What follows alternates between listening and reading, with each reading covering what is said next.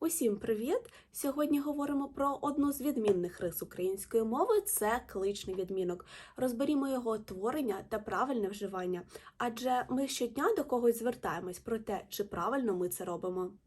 Перш за все, варто розуміти, що у кличному відмінку вживаються не лише імена, але й прізвище та по батькові.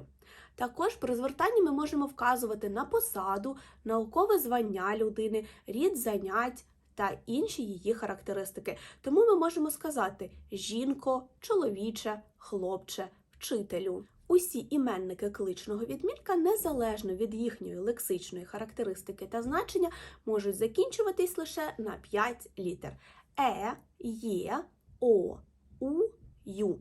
Їх і варто запам'ятати та розібрати.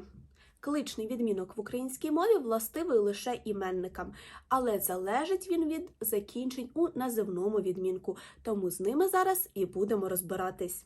Кличний відмінок мають усі іменники першої, другої та третьої відміни в однині, а у множині клична форма збігається з називним відмінком, тому ми говоримо сестри, батьки та родичі. Проте і тут для деяких іменників може зберігатись архаїчна форма, і звертання буде звучати сестрове, братове. Такі форми звертання іноді можна помітити у художніх творах. Зокрема, прочитати це можна у Івана Дреча у його баладах. Серед таких звертань єдиним нормативним варіантом може бути звертання панове від множинної форми слова пани.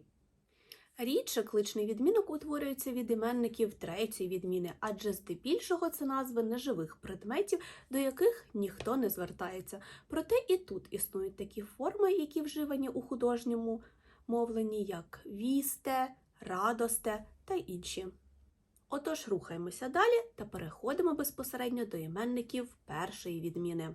У кличному відмінку однини іменників першої відміни потрібно вживати закінчення «о», «е», «є» або ж «ю».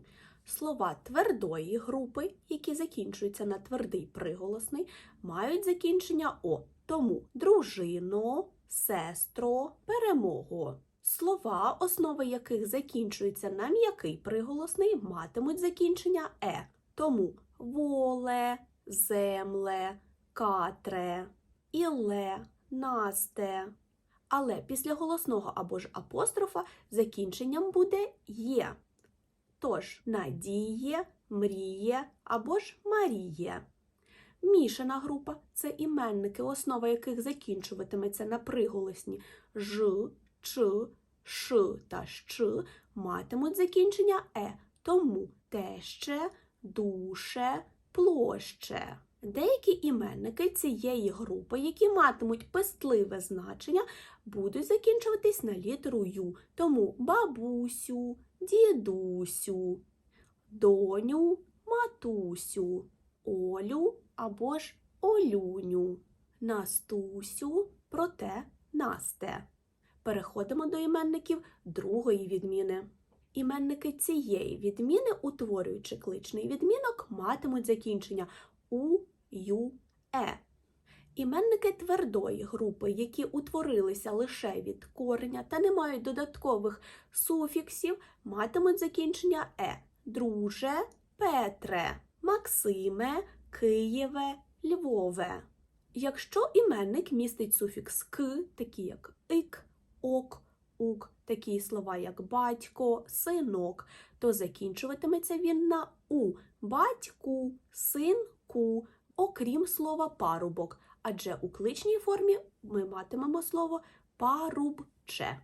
Якщо ж це власні імена іншомовного походження та вони мають закінчення основи на літери г, г, к, х, то у кличному відмінку матимуть форми Фрідріху, Людвігу та інші. Іменник Олег має дві форми кличного відмінку – Олеже та Олегу.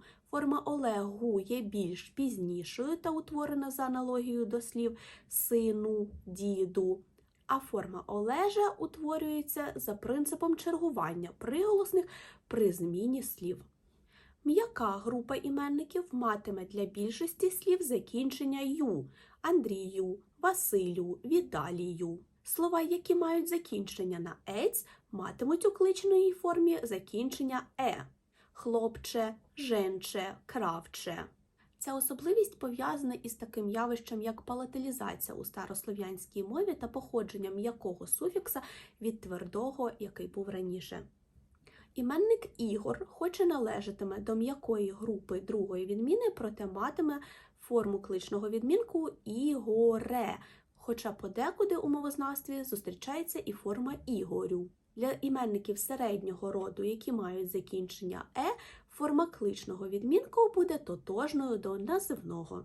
Мішана група – це все ті ж слова, які матимуть основу на літери «ж», «ч», «ш» та «щ», матимуть закінчення «е» для деяких випадків, таких як газетяре, стороже, пісняре, та закінчення «у» для інших, до прикладу, викладачу, читачу та інші.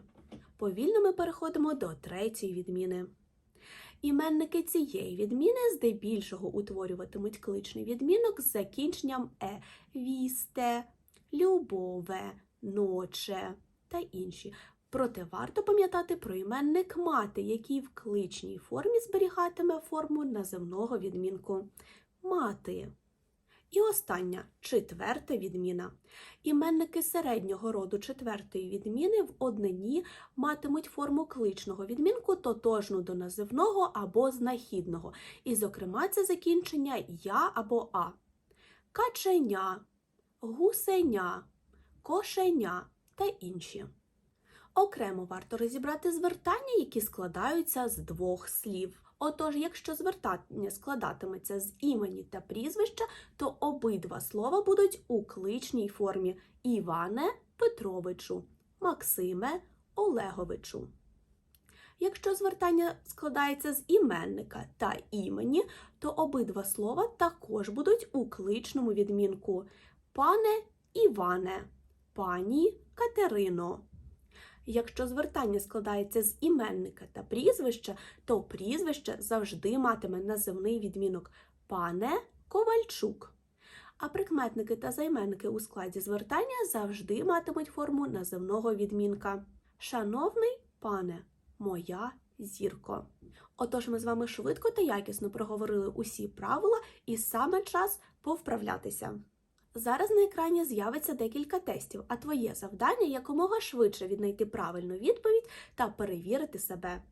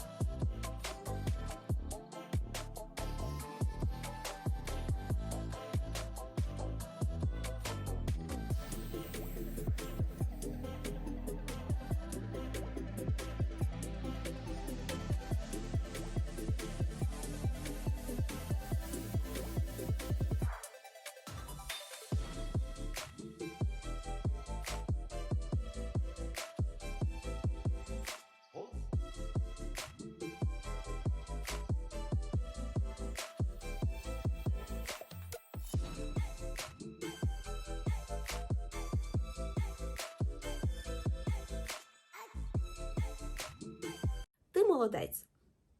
Дякую, що додивився це відео до кінця, адже сьогодні, як ніколи, важливо вивчати та удосконалювати українську мову. А якщо ти хочеш ще більше україномовного контенту та цікавих пояснень та завдань, запрошую тебе на свою інстаграм-сторінку та у телеграм-канал. Посилання на них ти знайдеш в описі до цього відео. Зустрінемося в наступних відео і пам'ятай, що все буде українською про українську.